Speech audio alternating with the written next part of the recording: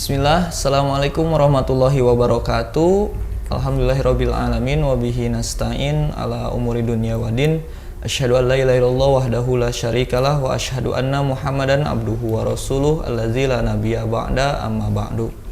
Pertama-tama marilah kita panjatkan puji serta syukur kita kepada Allah Subhanahu wa taala. Pada kesempatan hari ini kita sudah senantiasa diberikan kenikmatan, yaitu salah satunya kenikmatan sehat, sehingga kita bisa ada di tempat ini untuk membedah salah satu karya dari Al Ustadz Iwan Permana yang sekarang ada di sini, berkesempatan hadir di sini. Kita akan membedah buku Hadis Ahkam Ekonomi. Insya Allah akan dibedah oleh beliau. Sebelum lanjut ke sesi bedah buku, alangkah baiknya kita perkenalkan dulu beliau itu siapa. Saya akan baca CV beliau. Nama lengkap Ustadz Iwan Permana SYMESY. Tempat tanggal lahir Bandung 11 November 1987. Jenis kelamin laki-laki, agama Islam.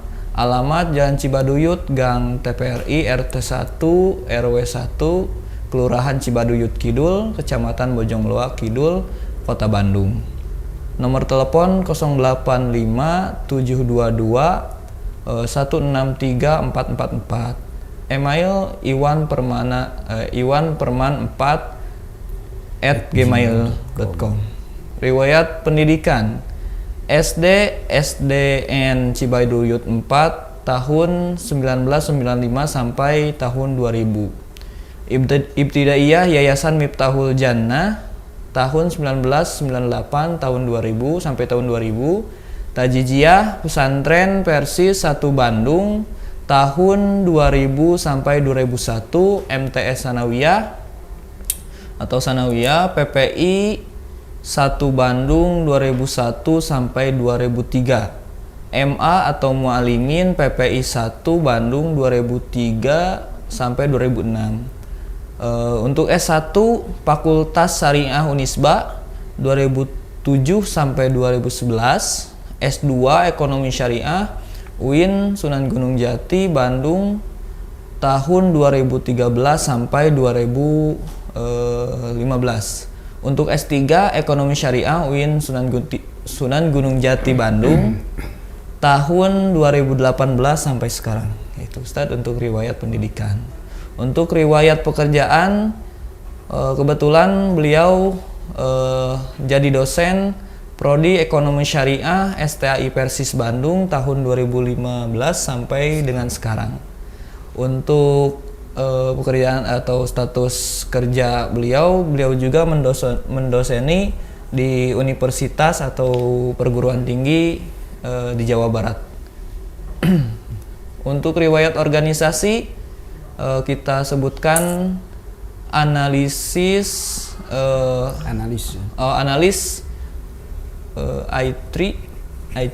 konsultan tahun 2020 sampai dengan sekarang. Terus yang kedua Departemen Penelitian dan Pengembangan Ekonomi Syariah atau MES Masyarakat Ekonomi Syariah Jawa Barat tahun 2019 sampai dengan sekarang. Terus bidang kerjasama dan PKM Pordebi Forum Dosen Ekonomi dan Bisnis Islam Korwil Jawa Barat tahun 2017 sampai dengan sekarang. Nah, ini untuk karya ilmiah. Beliau suka menulis jurnal. Banyak ini jurnal nasional. Salah satunya penerapan kaidah-kaidah fikih dalam transaksi ekonomi di lembaga keuangan syariah. Yang kedua, Jurnal Nasional Teori Penawaran dalam Ekonomi Islam, itu tahun 2020. Konsep dan implementasi nisbah pada akad mudorobah di lembaga keuangan syariah, itu tahun 2018 ya Ustaz. Untuk karya terbaru Al Ustadz, yaitu beliau baru membuat satu buku Ustadz ya. Dan next akan membuat atau menerbitkan beberapa buku lagi. Ya, ini salah satunya yang sudah diterbitkan, yaitu ada Hadis Ahkam Ekonomi. Ini diterbitkan tahun 2020. Nah, ini yang terbaru kita akan bahas pada kesempatan kali ini ya gitu. Siap Ustaz. Nah, maka untuk lebih lanjutnya saya akan bertanya-tanya tentang gimana sih awal mulanya Al Ustadz bisa membuat satu karya yang spesial ini ya, yang berjudul Hadis Ahkam Ekonomi. Saya akan bertanya dari mungkin apa sih latar belakang atau motivasi Ustadz menulis buku Hadis Ahkam Ekonomi. Monggo Ustadz dijawab. Ya. Terima kasih ya. Bismillahirrahmanirrahim. Alhamdulillah wa syukurillah. Asyhadu an la ilaha illallah wahdahu la syarikalah wa asyhadu anna Muhammadan abduhu wa rasuluh. Yang pertama-tama saya ucapkan terima kasih nih kepada tim dari Labs Taipei ya yang berkenan membedah buku yang baru terbit ya pada bulan awal Oktober, yaitu buku Hadis Ahkam Ekonomi. Mengenai latar belakang penulisan ya atau motivasi buku ini ditulis, yang pertama karena saya sejak 2015 itu terutama di Taipei ya itu memegang mata kuliah hadis-hadis ekonomi ya. Nah, jadi kurang lebih 4 tahun memegang mata kuliah hadis-hadis ekonomi dan menggunakan buku ya dari hadis-hadis ekonomi, buku milik orang lain itu ya. Ada 4 buku yang sudah saat ini ada buku-buku hadis ekonomi itu saya hitung ada 4. Nah, saya tiap kelas membawa 4 sampai 5 buku itu.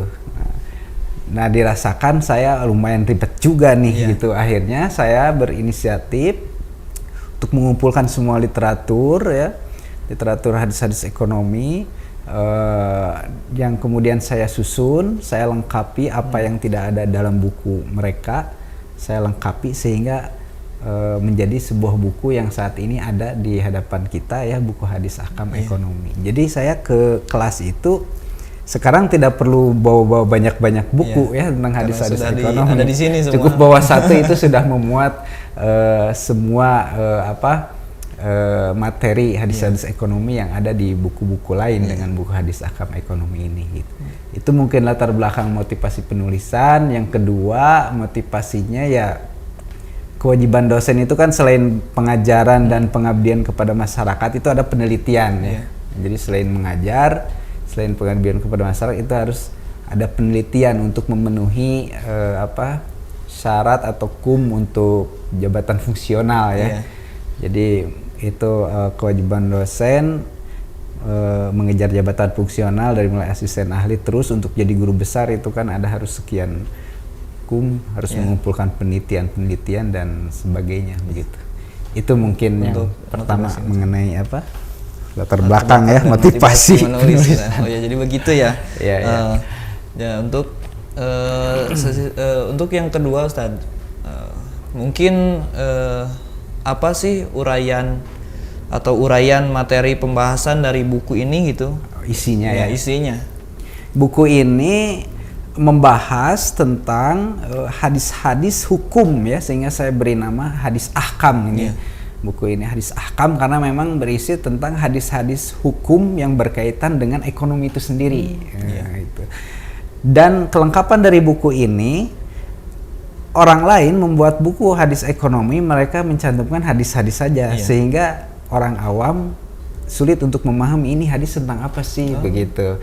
Kalau buku ini, jadi sebelum saya mencantumkan hadis itu, saya uraikan dulu mengenai konsep dari sebuah apakah itu akad dalam ekonomi atau konsep ekonomi itu sendiri saya uraikan bahasanya dari mulai konsep sampai kepada hadis-hadisnya di akhir baru membahas hadis-hadisnya sehingga si pembaca ya bahkan orang awam pun ya karena saya di akhir itu saya saya kumpulkan itu literatur kemudian juga pendapat-pendapat mulai dari ulama-ulama mutaqaddimin sampai ulama-ulama kontemporer saya cantumkan pendapat-pendapat mereka mengenai konsep bahasan dalam ekonomi tersebut. Di akhir saya simpulkan menggunakan bahasa yang ringan sehingga si pembaca bisa memahaminya begitu dengan bahasa Indonesia yang mudah dan dilengkapi di akhir oleh hadis-hadis tersebut yang berkaitan dengan materi tersebut. Adapun isi-isi materinya ini saya kira sangat komprehensif buku ini karena membahas dari hulu sampai hilir ya, dalam arti dari mulai bahasan ekonomi dari awal sampai akhir itu dibahas. Pertama mulai dari bahasan harta dan kepemilikan, itu kan berawal dari situ ya, bahasan ekonomi, bahasan harta, al-mal, hakul milki itu dibahas. Mulai harta, konsep kepemilikan, kemudian hadis-hadisnya. Kemudian masuk kepada masalah bahasan jual beli ya. Mulai dari bahasan al-buyu ya, konsepnya jelaskan, hadis-hadisnya yang berkaitan dengan hukumnya, dan sampai praktek di lembaga keuangan syariahnya. Baik bank ataupun non bank, semisal misalnya menjadi bermetamorfosa dari al-buyu menjadi murabahah ya di lembaga keuangan syariah. Nah, itu dibahas bagaimana konsep murabahah dan hadis-hadis yang menunjang terhadap keabsahan dari akad murabahah itu. Sampai ke detail ya, model-model jual belinya itu juga dibahas. Ada jual beli istisna, jual beli salam, itu jadi sih kelumit tentang jual beli terbahas dalam buku ini. Kemudian juga masuk bahasanya ke dalam bahasan tentang pinjam meminjam ya, ariyah. Jadi pinjam meminjam ini dua model. Ada ariyah, ada juga qard hasan ya, qardun hasan. Jadi qardun hasan itu pinjaman murni ya. Jadi bukan komersil tetapi itu adalah pinjaman sosial ya, di mana si pemberi pinjam ya, lembaga keuangan syariah itu tidak bersifat komersil, tidak mengambil keuntungan dari nasabah, tetapi benar memang membantu. Jadi qard hasan terbahas, ariyah pun juga dibahas. Kemudian juga yang paling cukup banyak bahasan yang paling banyak itu tentang kerjasama dalam bisnis ya, atau biasa kita kenal ya, kerjasama dalam bisnis ini ada dua model ya skemanya. Pertama model mudorobah ya, kirod, ada juga syirkah atau musyarakah. Nah, itu dibahas detail tentang kerjasama bisnis tersebut, mulai dari konsepnya sampai persyaratannya sampai hal-hal yang bersifat khilafiyahnya itu terbahas ya. Sampai kalau dalam bahasan mudorobah itu dibahas juga kerjasama bisnis atau mudorobah di bidang pertanian terbahas itu ya, muzaroah. Muzaroah, musaqoh, muhabaroh, model kerjasama di bidang pertanian ya. Misalnya yang modal dari si sahibul mal berapa, si mudorib ya petani berapa, kalau misalnya si mudorib mengeluarkan modal jadi berapa. Kemudian kalau terjadi gagal panen itu terbahas, kalau terjadi gagal panen yang bertanggung jawab siapa ya gitu. Kalau dalam fatwa DSN MUI itu kan ditanggung oleh sahibul mal. Tetapi dilihat konteksnya dulu ini, bahasan hadisnya yang menarik di situ. Ketika melakukan kajian hadis-hadis, maka tidak langsung ketika terjadi kerugian oleh sahibul mal, tetapi dilihat konteks dari kegagalan panen tersebut. Apakah memang bencana alam ya yang membuat gagal panen, atau memang karena kelalaian dari si mudorib ya. Nah, itu nanti berbeda konteks siapa yang harus bertanggung jawab gitu. Yang pada akhirnya nanti dalam masalah kericuhan dalam kerjasama bisnis itu dibawa ke ranah otoritas ya, pengadilan agama untuk penyelesaian sengketa ekonomi syariah saat ini ya. Ada hadisnya al-sulhu, itu perdamaian dalam ekonomi syariah, itu dibawa ke pengadilan agama. Meskipun saat ini pengadilan umum juga pengadilan negeri menerima sengketa ekonomi syariah itu, tapi seharusnya stop saja itu dalam peraturan itu, limpahkan aja ke pengadilan agama karena sudah wewenang dari pengadilan agama sekarang. Jadi pengadilan agama selain memegang kewenangan tentang cerai ya, tentang talak, rujuk, itu masalah sengketa ekonomi syariah juga ya. Itu masalah kerjasama bisnis. Kemudian buku ini juga membahas tentang yang disebut atau di bidang jasa ya, di bidang jasa itu masalah al-ijaroh, ini dibahas komplit ya, masalah sewa menyewa. Ijaroh dalam masalah barang ya atau sewa menyewa itu dibahas. Ijaroh bidang jasa ya atau kerja, itu masalah bekerja dibahas juga, masalah ujrohnya ya, utul ajiro qabla an yajiba urukuhu, itu dibahas dalam buku ini tentang masalah konsep al-ijaroh. Sampai praktek di lembaga keuangan syariah itu dibahas ya, sehingga muncul istilah IMBT ya kalau dalam. Nah, IMBT ini al-ijaroh muntahiyah bitamlik, itu biasa kita artikan sewa beli ya, karena sewa yang berakhir dengan kepemilikan itu al-ijaroh al-muntahiyah bitamlik, bisa kita pahami itu sewa beli. Jadi ijaroh ini bahasan sangat penting. Kenapa? Karena pada setiap akad-akad yang sifatnya hybrid kontrak ya, memerlukan beberapa akad, itu ijaroh selalu nempel. Nah, kenapa selalu nempel? Karena pada akhir dari sewa menyewa tersebut ya, selama angsuran statusnya sewa, angsuran selesai lunas, statusnya menjadi beli. Nah, jadi ijaroh ini selalu nempel, karena sewa beli selesai angsuran menjadi beli. Baik itu pada akad murabahah itu nempel ijaroh. Berbeda dengan akad jasa yang lain, misalnya akad wakalah, itu tidak semua akad-akad ada wakalah ya, berbeda gimana konteksnya. Kalau lembaga keuangan syariahnya dia sudah kerjasama dengan pihak ketiga, misalnya dengan kalau masalah misalnya objek barang yang diperjualbelikannya misalnya kendaraan bermotor, itu si lembaga keuangan syariah sudah kerjasama dengan dealer. Nah, tidak ada lagi akad wakalah, jadi si nasabah tinggal nunggu saja di rumah barangnya nyampe gitu, si lembaga keuangan syariah nelpon ngasih PO ke pihak ketiga untuk ater barang. Tapi untuk kasus-kasus tertentu yang dimana pembeliannya yang tahu hanya nasabah, itu pakai akad wakalah. Jadi wakalah tidak semuanya. Tapi kalau ijaroh itu selalu ada, itu menyertai karena berakhir dengan beli ya, berakhir dengan kepemilikan. Kemudian bahasan selanjutnya tentang rohan ya, gadai, tentang pergadaian itu juga dibahas ya, masalah gadai, masalah pemanfaatan barang gadai ya, apakah barang gadai boleh dimanfaatkan oleh si pemegang gadai ataukah tidak. Nah, itu dibahas. Sampai ke pembahasan masalah asuransi, jaminan sosial itu dibahas. Konsep distribusi ya, konsep konsumsi, konsep produksi dalam Islam itu juga dibahas. Jadi buku ini dalam dalam bahasan ekonomi syariah ini saya kira cukup komprehensif, karena saya kumpulkan seluruh literatur yang ada, termasuk silabus-silabus RPS ya, dari prodi-prodi ekonomi syariah, hukum ekonomi syariah, perbankan syariah, manajemen keuangan syariah. Saya kumpulkan silabusnya, saya muat dalam buku ini gitu. Sehingga buku ini kenapa ada 14 bab, itu tujuannya agar seluruh materi perkuliahan terpenuhi. Jadi kan ada 14 pertemuan ya. Jadi 7 bab itu sebelum UTS ya.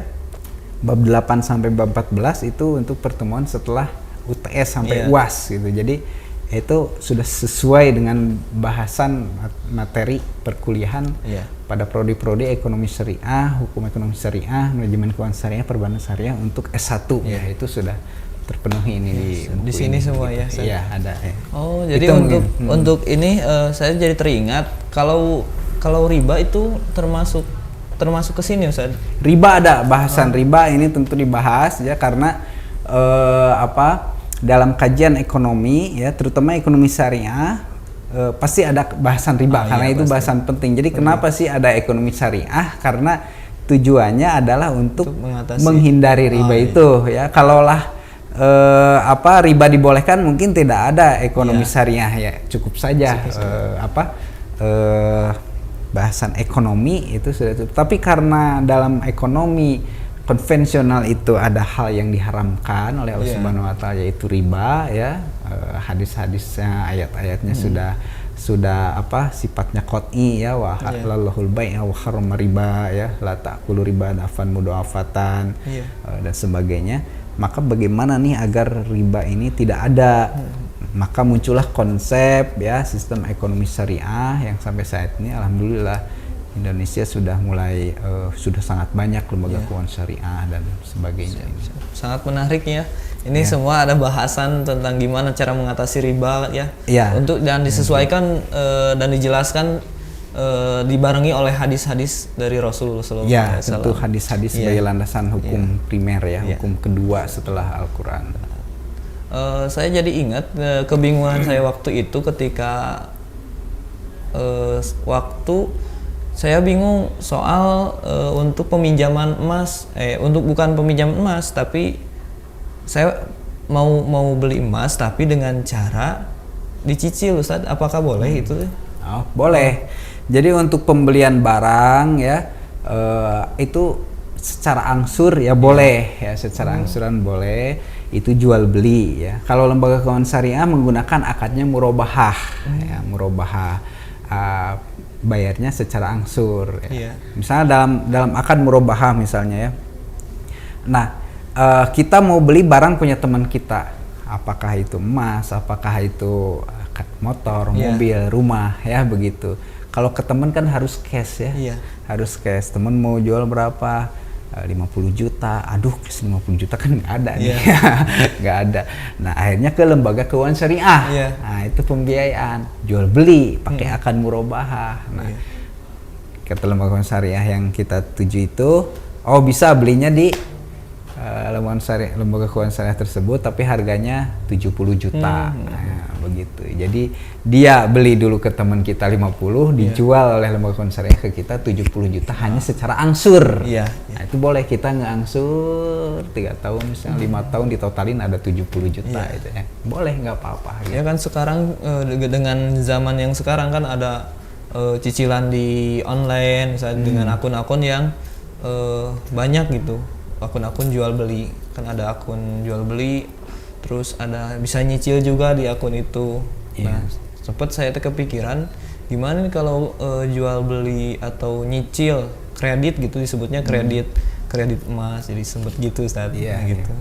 Hanya untuk membedakan itu, kalau dalam ekonomi syariah itu terutama lembaga keuangan syariah berdasarkan regulasi itu istilahnya pembiayaan, pembiayaan. Kalau kredit, nah kredit itu yang sudah berjalan itu, kredit itu ada pada pinjaman secara angsur. Nah, itu kredit ya, pinjaman diangsur itu kredit. Nah, pinjaman ini yang mengambil keuntungan ya itu hukumnya haram karena riba ya. Kullu qardin jarum manfaatan bahwa riba. Pinjam meminjam yang ngambil manfaat atau kelebihan keuntungan, nah itu riba. Itu secara diangsur itu kredit. Nah, sehingga kalau ekonomi syariah menggunakannya pembiayaan. Jadi dalam ekonomi syariah menggunakan istilah pembiayaan, bukan kredit. Nah, kalau pembiayaan adanya pada murabahah tadi, jual beli secara angsur boleh itu. Ya kan ini kalau kredit kan sudah istilah yang populer di masyarakat. Populer, itu rata-rata tiap rumah setiap jam 7 misalkan ada tukang yang nagih kredit itu kan untuk jadi masyarakat. Sudah populer terhadap pinjaman ya, dan itu mengambil keuntungan dari mereka, sehingga itu yang dimaksud riba itu. Sehingga dalam kajian ekonomi syariah itu bukan kredit, pembiayaan untuk membedakan dengan pinjaman itu. Nah, jadi gitu ya, untuk mengatasi riba itu, jadi kredit itu seperti apa dan diatasi oleh Islam untuk jauh dari riba itu seperti apa ya Ustaz? Nah, selanjutnya untuk apa manhaj atau metodologi pendekatan kajian buku ini? Manhaj dari buku ya, metodologi pendekatan yang digunakan dalam kajian buku ini. Jadi begini, ada pendekatan tekstual, ada pendekatan kontekstual. Nah, buku ini kebanyakan menggunakan pendekatan kontekstual. Kenapa? Karena dalam ekonomi syariah, dalam prakteknya begitu, memerlukan pemahaman-pemahaman lanjut ya, sehingga lebih banyak berdasar kepada fatwa Dewan Syariah Nasional Majelis Ulama Indonesia. Dan itu fatwa yang muncul itu mayoritas hasil pemahaman hadis secara kontekstual itu ya. Dan hadis pemahaman hadis secara kontekstual ini kan banyak dipopulerkan ya, misalnya Imam Abu Hanifah itu kebanyakannya metodologi fatwanya menggunakan metodologi kontekstual. Imam Al-Qurafi, Imam Syatibi ya, Imam Syatibi kebanyakan menggunakan kontekstual untuk bisa menuju ke maqasid syariahnya itu. Jadi konsep maqasid syariahnya Syatibi kebanyakan melalui pemahaman hadis-hadis yang dipahami secara kontekstual begitu ya, sehingga menghasilkan istinbat ahkam tentang suatu permasalahan yang dibutuhkan ya, baik yang berkenaan dengan akal ya, jiwa ya, hifdul mal, masalah harta, masalah jiwa, masalah nasal, keturunan ya. Nah, itu menggunakan. Nah, hadis-hadis ini dalam buku ini juga menggunakan pendekatan secara kontekstual, baik itu melalui berbagai perspektif pendekatan. Ada perspektif mulai dari perspektif sosiologis ya, menggunakan perspektif historis, sosiohistoris, sampai pendekatan hermeneutika ya. Itu hadis juga sama. Kalau di Quran mungkin kita pahami ada istilah takwil ya, menyimpangkan satu makna kepada makna yang lain agar bisa dipahami ya makna tersebut. Misalnya yadullahi ma'al jamaah dalam Al-Quran itu. Nah, yadun di situ ya tidak bisa diartikan tangan. Kenapa? Karena tidak akan bisa kita pahami kan? Ya, emang Allah itu punya tangan ya, begitu. Kemudian seperti apa sih tangan Allah? Emang dua gitu jumlahnya sama dengan kita. Nah, kan banyak ayat-ayat Al-Quran yang memerlukan takwil ya. Ada uzunullah, ainullah, itu kan harus ditakwil ya. Mata Allah, telinga Allah harus ditakwil. Nah, disimpangkan kepada makna lain. Nah, ini menggunakan kajian hermeneutika ya, sehingga hadis-hadis ini bisa dipahami. Semisal ya banyak hadis-hadis yang ini, misalnya hadis yang dalam ini adun yasibnul mu'min wa jannatul kafir ya. Ini tidak bisa dipahami secara tekstual, harus secara kontekstual, karena tidak bisa dipahami ya. Dunia penjara bagi orang-orang mukmin ya, wa jannatul kafir, tapi bagi orang kafir surga. Itu kan harus dipahami secara kontekstual, dan banyak hadis-hadis yang saya muat itu dipahaminya secara kontekstual. Jadi istinbat ahkam yang ada itu dari kontekstual. Nah, sehingga hukum ini kan menjadi dua ya, ada syariah, ada fikih. Kalau syariah itu mungkin kita pahami dari teks-teks Al-Quran atau hadis yang sudah ada yang sifatnya qot'i ya, sehingga bisa dikatakan ketetapan Allah Subhanahu wa Ta'ala, itu syariah. Tapi kalau fikih itu pemahaman ya, pemahaman dari sumber hukum Islam itu sendiri, dari Quran, dari hadis, yang dipahami secara kontekstual, menghasilkan istinbatul ahkam yang sesuai dengan situasi kondisi pada saat yang dibutuhkan ya, baik dalam perspektif sosiologis, melalui pendekatan sosiologis ya, melalui pendekatan perspektif historis, sosiohistoris, hermeneutika, atau juga pendekatan psikologis, psikologis masyarakat, atau kondisi Nabi juga ketika berbicara. Karena itu ulama kontemporer semisal Abu Zahro itu ketika mengambil istinbatul ahkam ya, dalam implikasi hukum sebuah hadis, mesti dipahami dulu posisi Rasulullah SAW ya, apakah Rasul pada saat berbicara itu apakah sebagai Nabi dan Rasul ya, penetap syariat, atau posisinya sebagai kepala negara gitu, atau sebagai hakim ya, atau sebagai manusia biasa begitu. Konteksnya harus bedakan sehingga memiliki implikasi hukum yang berbeda ya, begitu itu. Jadi kebanyakan dalam buku ini hadis-hadis menggunakan pendekatan secara kontekstual, sehingga istinbat ahkam yang didapatkan itu sesuai dengan kondisi situasi ekonomi kontemporer saat ini. Jadi ini kontemporer ya. Jadi cocok ini untuk zaman sekarang, ya, untuk masa sekarang. Nah, untuk selanjutnya saat itu kan masalah manhaj atau metodologi tentang buku ini. Yang selanjutnya kajian khilafiyah dalam buku hadis khilafiyah ya. Seperti apa gitu Ustaz? Yang menjadi khilafiyah dalam bahasan kajian ekonomi saat ini banyak, dan saya cantumkan beberapa di buku ini. Semisal masalah tadi ya, pemanfaatan barang gadai ya, masalah marhun ya, pemanfaatan barang gadai oleh si pemegang gadai ya. Jadi kita pahami hadis-hadis gadai itu secara kontekstual, karena kalau kita memahami hadis tentang gadai itu, masalah marhun ya, si barang gadai itu tidak boleh dimanfaatkan oleh si pemegang gadai. Kenapa? Karena barang tersebut merupakan milik dari si pemberi gadai. Jadi bukan milik yang memegangnya, tetapi milik dari si rohin yang memberi gade itu ya, sehingga si pemegang gade tidak berhak memanfaatkan barang gade tersebut. Namun kita hadis-hadis itu harus pahami secara kontekstual. Kenapa? Karena si barang gade itu ya tidak selamanya benda mati, tetapi ada juga marhun itu yang bisa jadi mungkin binatang ya, makhluk hidup, semisal sapi, kuda, kambing, itu kan memerlukan pemeliharaan. Misalnya masalah makan ya, masalah mengurus si hewan tersebut ya, kandangnya, membersihkan kandangnya, makannya, itu memerlukan biaya. Nah, barang juga banyak ya, misalnya yang harus memerlukan pembiayaan, biaya perawatan. Nah, itu dari siapa gitu pertanyaannya, si biaya perawatan itu untuk makan hewan-hewan yang dijadikan barang gade tersebut. Nah, dalam konteks ini maka si pemegang gade boleh memanfaatkan marhun tersebut sebatas yang dibutuhkan dalam pemeliharaan marhun tersebut. Misalnya si marhunnya itu adalah sapi ya.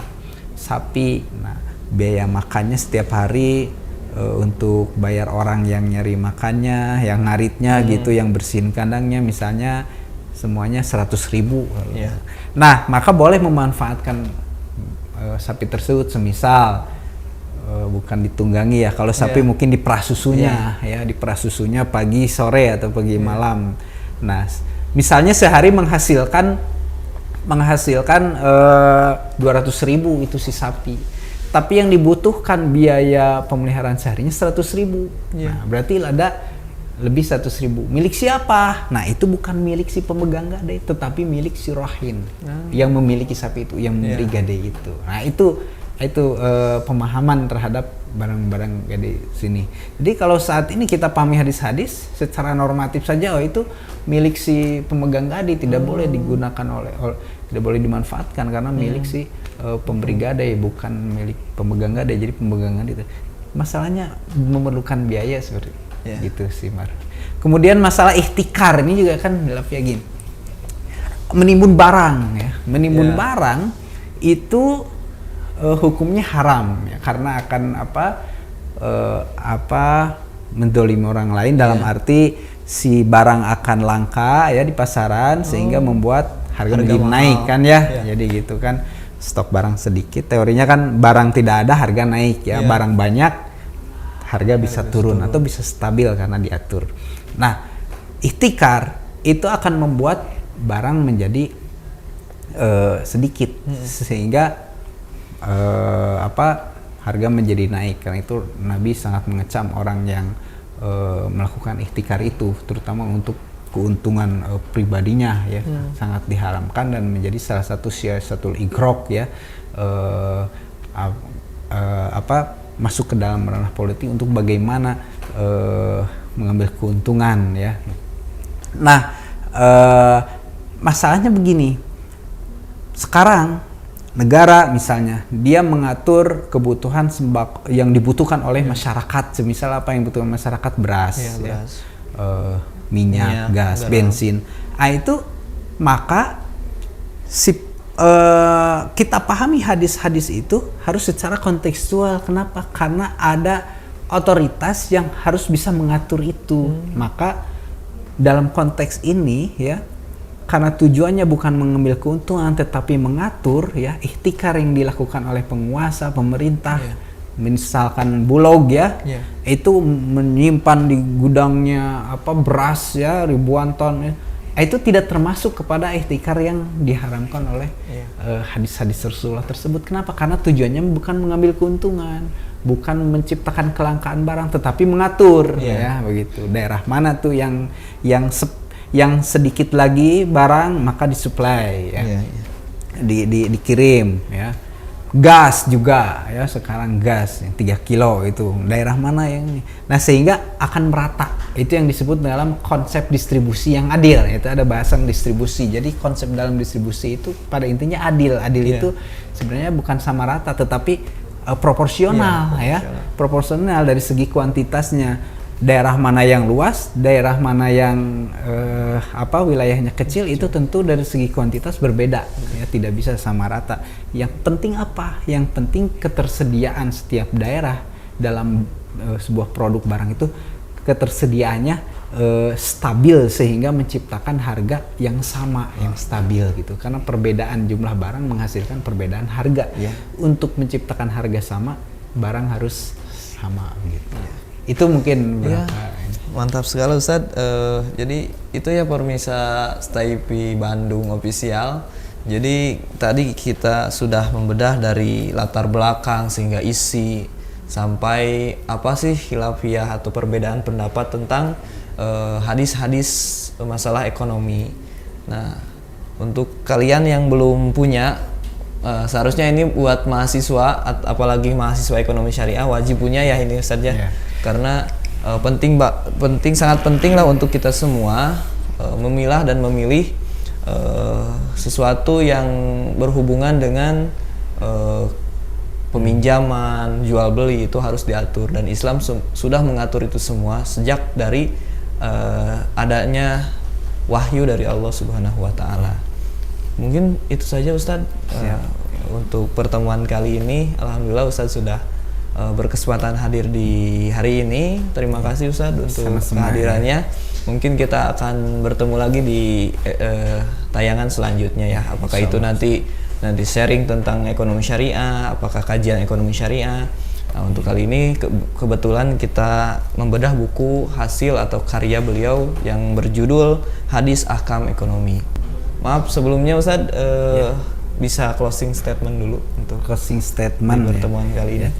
Untuk closing statement yang pertama, buku ini penting untuk mahasiswa, terutama mahasiswa S1 ya, karena buku ini membahas seluruh kajian ekonomi, baik itu masalah akad-akad ya, masalah jasa dan sebagainya, bahas secara komprehensif. Meskipun ini hadis ahkam ekonomi, tetapi dalamnya memuat konsep-konsep ekonomi itu sendiri, sehingga praktisi ya di lembaga keuangan syariah, baik bank ataupun non bank ya, termasuk aktivis di bisnis syariah, ini memerlukan buku ini gitu. Jadi saya berharap buku ini mudah-mudahan bermanfaat bagi semua pihak ya. Amin. Termasuk juga bagi dosen-dosen ekonomi syariah, agar memudahkan mereka. Saya berharap menjadi amal jariah ya buat penulis ya. Buat penulis menjadi amal jariah, menjadi pahala yang terus mengalir ya, meskipun ya penulis tiada, tetapi mudah-mudahan pahalanya terus mengalir.